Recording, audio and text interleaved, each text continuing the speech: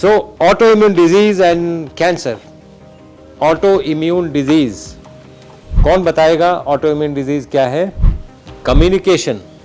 कैसे हम कम्युनिकेट कर रहे हैं? हम लोग आपस में कैसे कम्युनिकेट कर रहे हैं? लैंग्वेज के द्वारा, साउंड के द्वारा, है ना. सेल्स आपस में कैसे कम्युनिकेट करते हैं? हार्मोन्स के द्वारा.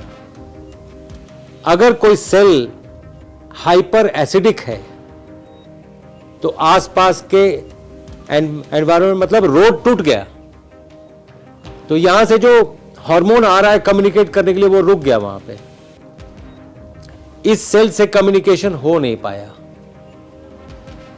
तो इम्यून सिस्टम क्या करेगा? ये सेल काम नहीं कर रहा है, इसको मारो. अपना ही सेल है लेकिन उसको मारना जरूरी है ताकि रोड फिर से रिस्टोर हो जाए. राइट? तो ये सेल को मार दिया इम्यून सिस्टम ने. ये अपना ही सेल था, लेकिन इम्यून सिस्टम का ये काम है कि जो चीज ब्लॉकेज कर रही है हटाओ उसको. वो तुम्हारा अपना ही हो तो ये क्या हुआ? तो ये एसिड कहां से आया? या तो ये आपके फूड से आया या आपके विचारों से आया. दोनों इक्वली इंपॉर्टेंट है. आपका फूड बिल्कुल राइट है, आप इंसान गलत हैं, तो आपको डिजीज होगा. इसीलिए सिर्फ फूड राइट है और सब कुछ ठीक हो जाएगा, ऐसा कभी नहीं होगा. इस मृग तृष्णा में रहिएगा मत. जो लोग ऑनलाइन सुन रहे हैं उनको भी मैं बताऊं, आप इस मृग तृष्णा में मत रहिए कि मैं ये खा लूंगा और ये ठीक हो जाएगा. विचार सही रखने बहुत जरूरी हैं.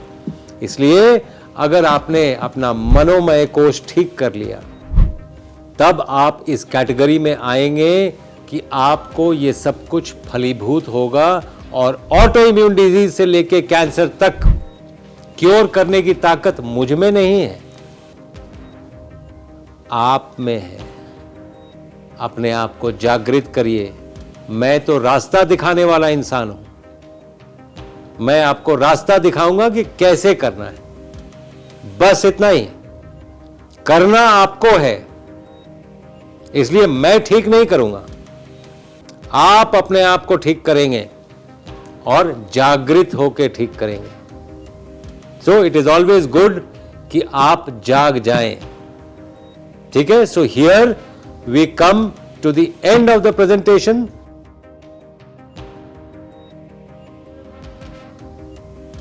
तो आप देखें, अगर कोई आपके प्रश्न हैं, हमें बहुत अच्छा लगेगा उसको ठीक से आंसर करने का.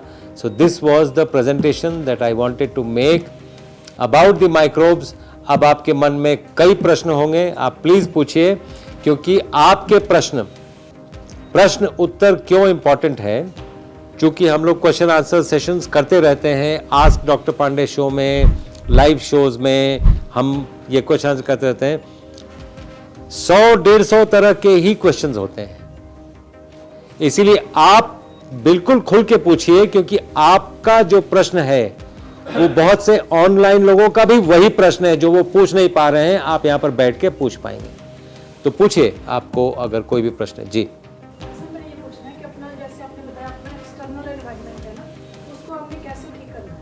हाँ.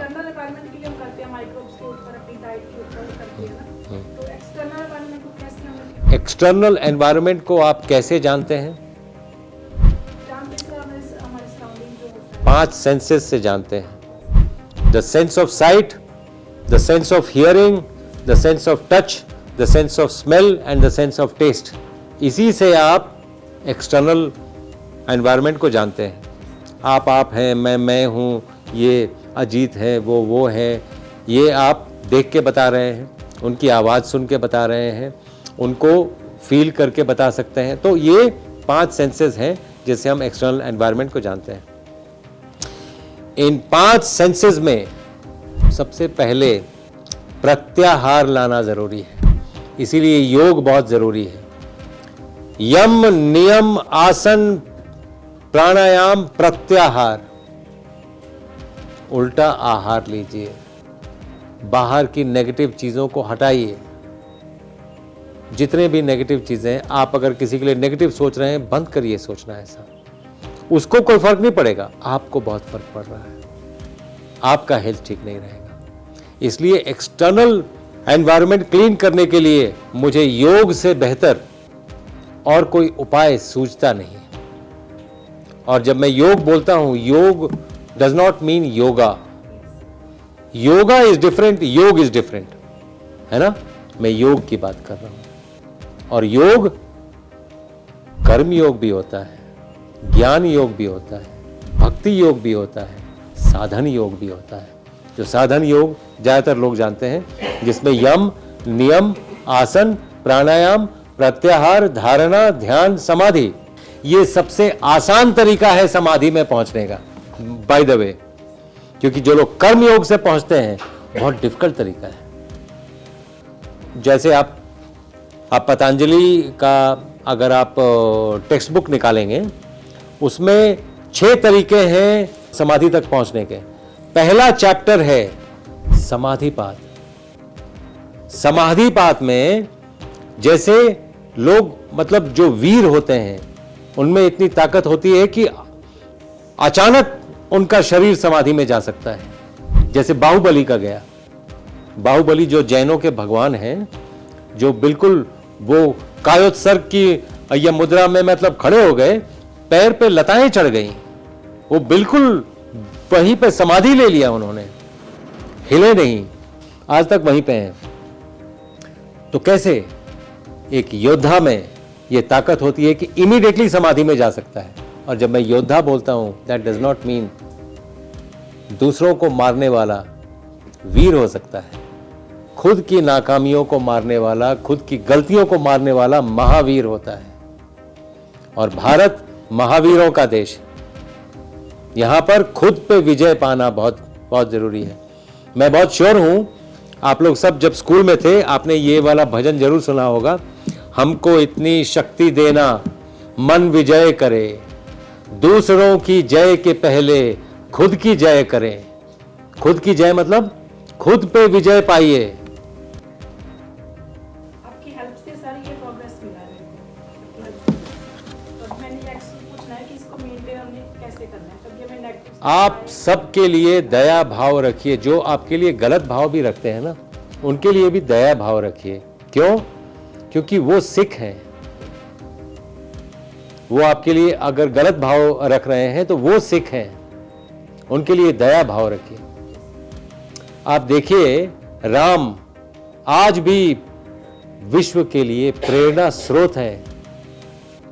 पूरे विश्व में रिटन, नॉन रिटन हिस्ट्री में ऐसा एक इंसान और दिखा दीजिए कि जिंदगी ने सब कुछ नेगेटिव दिया, उस आदमी ने अपना धैर्य नहीं खोया। तो आप देखिए, इक्वानिमिटी उस इंसान ने कभी नहीं खोया। अभी वो पढ़ के आया था, वाल्मीकि लेके चले गए ताड़का वध के लिए, उसके बाद शादी हो गई, उसके बाद जंगल चले गए, जंगल में से कोई बीवी मार ले गया। वो तो राजा के बेटे थे, 10 शादी कर सकते थे। एक पत्नी, एक वचन और एक ही बाण से शत्रु का संहार, राम बाण। इस बात का पर्याय है अचूकता का, अचूक। तो ये जो नॉन डुअलिटी है, इसी में भगवान शिव भी लीन होते हैं। उनसे कभी ये किसी ने पूछा कि आप किसका ध्यान करते हैं, वो बोले मैं राम का ध्यान करता हूं। तो वो है राम, इस देश के, इस विश्व के विग्रह है राम। अगर किसी को बनना है तो राम की तरह बने।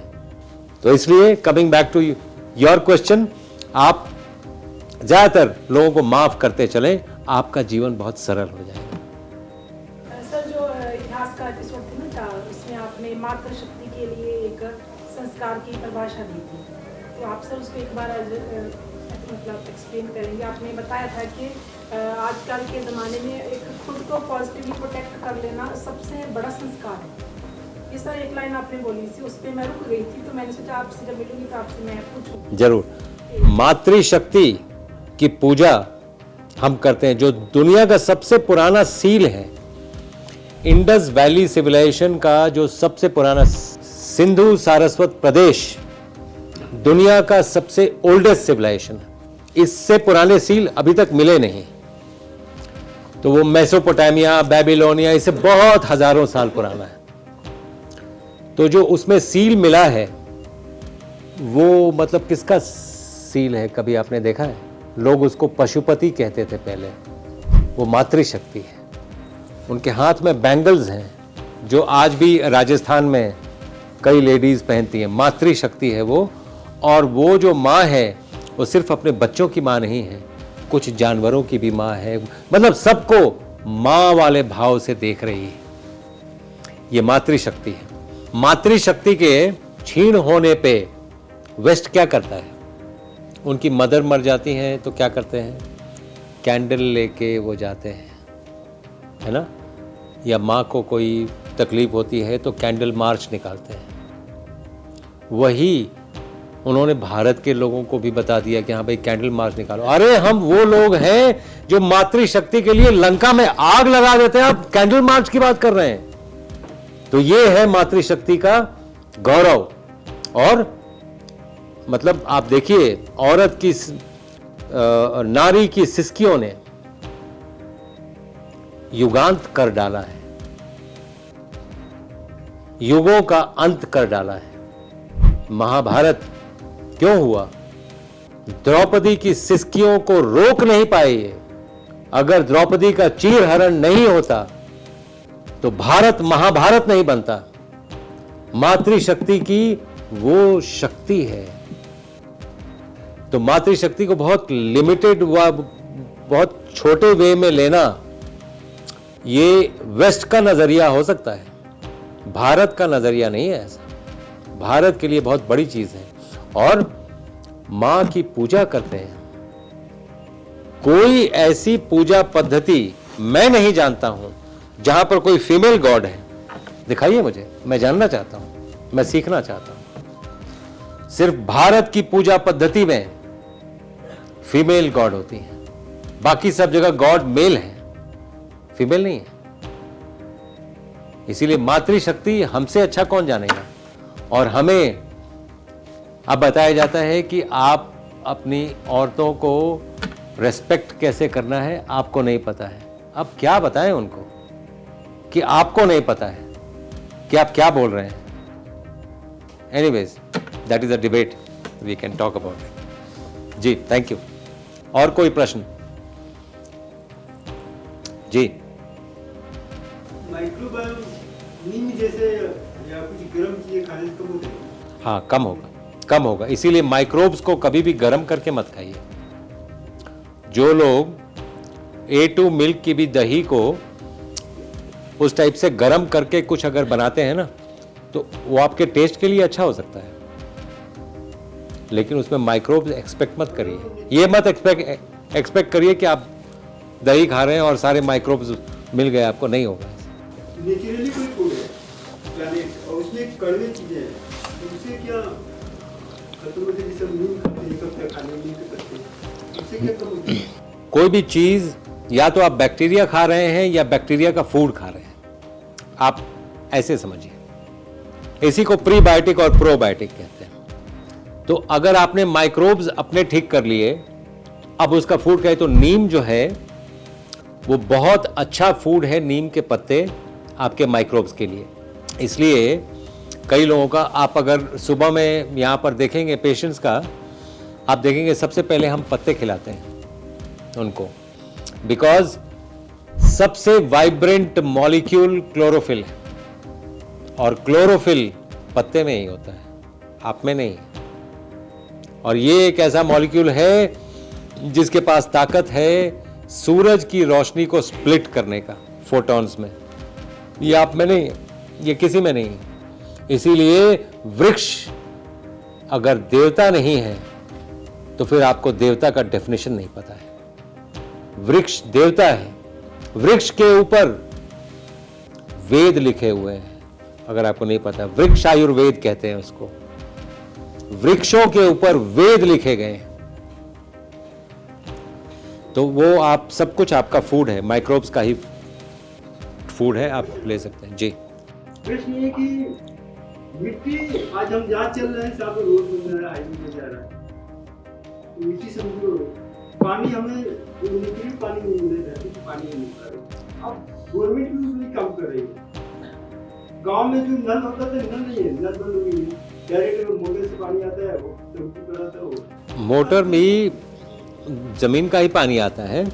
जब हम पानी को प्रोसेस करते हैं, किसी भी फूड को आप प्रोसेस करेंगे तो वो खराब हो जाएगा। मिट्टी का 1 टीस्पून में मैं पूछना चाहूँगा कितने माइक्रोब्स होंगे? तकरीबन प्रॉब्ली 700 बिलियन 1 टीस्पून मिट्टी में, 1 टीस्पून में, राइट? अगर छोटा सा आपके पास गार्डन भी है, मैं आपको इसलिए बता रहा हूँ कि आप अपने छोटे से गमले में जहाँ पर आपने तुलसी का पौधा लगाया है उसको अंडर एस्टिमेट मत करिए। आप ये मत सोचिए कि मेरे पास गार्डन नहीं है, मेरे पास ये नहीं वो नहीं है। कितनी मिट्टी लगती है? हम लोग सभी का वो बंद करके मिट्टी से उनको स्नान कराते हैं, मिट्टी ये लगाते हैं। आपकी एक तुलसी के पौधे की मिट्टी आपकी 5 से 6 साल चल जाएगी आपकी, इतनी ही मिट्टी चाहिए। इसलिए ये मत सोचिए कि आपके पास गार्डन नहीं है तो मैं क्या कर सकता हूँ, ये सब ना के बहाने हैं। मिट्टी से जुड़ जाइए, मिट्टी से जुड़ जाएंगे आपका जीवन सफल हो जाएगा। मिट्टी से जितना दूर जाते जाएंगे उतना कठोर होते जाएंगे। पहले मिट्टी के घर में रहते थे, दया भी थी, दूसरों पे दया आती भी थी। अब सीमेंट के घर में रहते हैं, दिल आपके पत्थर के हो गए। तो मिट्टी से दूर ना जाएं, मिट्टी में वापस आए। जी, और कोई प्रश्न? जी, ऑटोइम्यून डिजीज कितने दिन में है? ये डिपेंड करता है कौन सा ऑटोइम्यून डिजीज है, कौन सा ऑर्गन है, और वो इंसान कैसे फॉलो कर रहा है उसको, उस पर डिपेंड करता है। ऑटोइम्यून डिजीज ठीक हो जाता है। एक इंसान में माइक्रोब्स को कैसे नापा जाता है? इसके अंदर डेफिशिएंसी है या ठीक? उसके कई टेस्ट हैं। Easiest test stool test easiest है, लेकिन और भी कई टेस्ट निकल गए हैं। कई तरह के टेस्ट हैं, आप मालूम कर सकते हैं, और जो लैब कर रहे हैं वहाँ से आप करवा सकते हैं। आप अपना टाइपिंग कर सकते हैं आप किस टाइप के हैं। लेकिन ये मैं आपको पहले से एक जो इंसानी समझ माइक्रोबायोम की है वो बहुत लिमिटेड है। मैं जस्ट आपको दिखा रहा था वास्टनेस, तो जो वास्टनेस मैंने आपको दिखाया, माइक्रोब्स की भी जो वास्टनेस है, इंसानी समझ बहुत कम है अभी। माइक्रोबायोम गोल नहीं है, यात्रा है, ठीक है? इस यात्रा में आप शामिल हैं या आप वेलकम हैं, इस यात्रा में चलते रहिए। आप देखिए कहाँ तक ये आपको माइक्रोब्स पहुँचा देते हैं। पूछिए। पास्ट लाइफ की वजह से हमारी करंट लाइफ हमारी आज है, और जो हमारे जो इनहेरेंट हैबिट्स हैं उसकी वजह से भी आज हम जितने भी लोग बैठे हैं सबकी फैमिली में उनके बच्चे स्पाउस जो भी है सेम चीज़ को वो मतलब फील नहीं करते या उन पर वो बहुत ज़्यादा विश्वास नहीं करते, जिसकी वजह से उस रास्ते पे नहीं जाते। क्लियर है कि माइक्रोबायोम और रॉ फूड ये दोनों की हमें ज़रूरत है। उसके बावजूद भी वो जो इंटेंशन है वो नहीं मिल पाता है। उसे कैसे बढ़ाया जाए, विश्वास कैसे बढ़ाया जाए, और वो अपनी फैमिली में या वेल विशर होने के नाते जिनको भी चाहते हैं उनमें वो जा नहीं पाता। तो ये एक ऐसा लगता है कि जैसे कुछ लोगों तक सीमित रह जाता है। हम तो कर रहे थे कि कैसे उसको करा जाए। हमारी कोशिश होगी कि इसको हम दोनों आंसर करें। मैं पहले आपका वो क्यू लेके एक आंसर करूं, क्योंकि अजीत के इनपुट्स इसमें 100% अगर माइक्रोबायोम फूड पर आ जाए या रॉ फूड पर आ जाए तो उसमें क्या नहीं करना है। जैसे अभी तो ये तो हो गया ना, करना है उसमें, तो अननोइंग कुछ ऐसी मिस्टेक होती है जो बिलीव रहता ठीक। ये जो वो अलग अलग पूजा पद्धतियां हैं विश्व में, भारत की पूजा पद्धति सनातन को छोड़ के और कोई ऐसी पूजा पद्धति मैं नहीं जानता हूं जिसमें पुनर्जन्म की बात होती है। नहीं, अब मैं नहीं जानता हूं। इसलिए हम इसको लिमिटेड ना करें, हम इसको साइंटिफिक एंगल से देखें। अब आपका नाक आपके पूर्वजों के नाक जैसा ही क्यों है? आपका जबड़ा आपके पूर्वजों के जबड़े जैसा ही क्यों है, या आपके भाई या बहन के जबड़े से कैसे मिलता है, ये कौन डिसाइड करता है? तो साइंस अब तक यहाँ तक पहुँची थी 5 साल पहले कि जीन्स डिसाइड करते हैं। एपीजेनेटिक्स के आने के बाद ना आपके पेरेंट्स डिसाइड करते हैं, ना जीन्स डिसाइड करता है, ये बैक्टीरिया डिसाइड करते हैं। और वही माइक्रोब्स जो आप में हैं, अगर आप शादी करते हैं किसी से, 6 महीने के अंदर 98% माइक्रोबायोम दोनों का सेम हो जाता है। इसीलिए जब हम ये कहते थे शिव पार्वती संवाद में दोनों मिलके एक हो गए, तो वो बात समझ में नहीं आती थी। अब जब साइंस बता रहा है तब वो बात समझ में आने लगी है धीरे धीरे, एल्बीट स्लोली। दूसरा, अगर आपके हेरिटेज में जो बैक्टीरिया रहे हैं वही डिसाइड करते हैं कि आपका नाक आपके पूर्वजों के नाक जैसा ही रहे, वही डिसाइड करते हैं, वो बैक्टीरिया डिसाइड करते हैं और वो ऑल्टर करते हैं आपके जेनेटिक मेकअप को ताकि आप वैसे ही दिखें।